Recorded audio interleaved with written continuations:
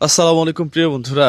নোয়াখালীর ৫ আসনে এমপি প্রার্থী মানবিক শওকত ভাই, যেই ভদ্রলোক রাস্তায় পড়ে থাকা পচা গলা মানুষ নিয়ে কাজ করে। আপনারা জানেন তার একটা বেওয়ারিশ হসপিটাল আছে, যেই হসপিটালে একেবারে বেওয়ারিশ মানুষ, যার বাবা নাই, মা নাই, কোনো ঠিকানা নাই, এই ধরনের মানুষগুলা ওই হসপিটালে পড়ে আছে।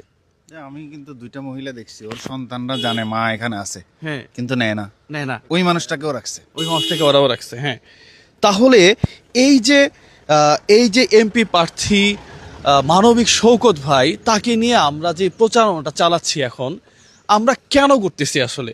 দিন শেষে আমরা অনেক রাজনীতিবিদকে দেখছি যারা যারা মানুষকে মানুষকে একটা একটা ওই ভোটের ফাঁদে ফেলে, আশ্বাসের ফাঁদে ফেলে অমুক করব তমুক করব, তারা নিজেরাই দেশের বাহিরে শত শত হাজার কোটি টাকা পাচার করছে। কিন্তু এই মানবিক শওকত ভাই কিন্তু একটু আলাদা।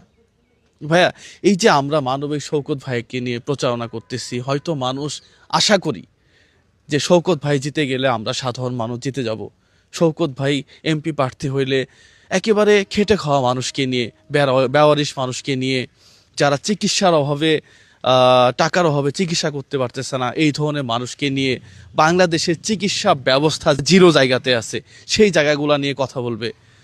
এই বিষয়গুলোকে আপনি আসলে কিভাবে দেখেন? আমি বলার আগে আপনাকে একটু কানেকশন দেই।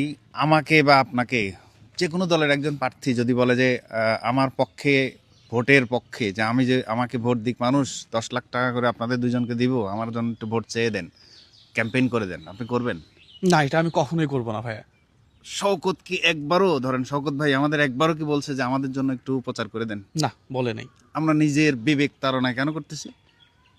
আমরা একদম কাছে থেকে দেখছি, মানুষটাকে দেখছি এবং তার কার্যক্রম দেখছি। একদম। অনেক মানুষকে আমরা কাছ থেকে দেখি কিন্তু তার কাজ দেখি না, শুধু মুখের কথা শুনি। কিন্তু মানবিক শওকতের তো কাজ দেখি।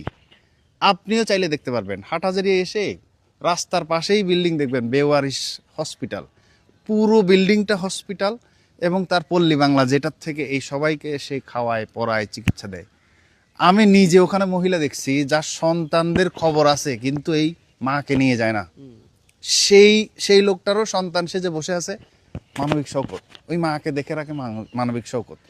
এখন আমি লাস্ট কয়েকদিন আগে গেছি, 100-র উপরে মানুষ আছে। চারটিখানি কথা, 100-র উপরের মানুষকে থাকা, খাওয়া, তাদের সকল চিকিৎসা দেওয়া। এবং আমি আরও জানি শত শত মানুষের টিউবওয়েল বসায়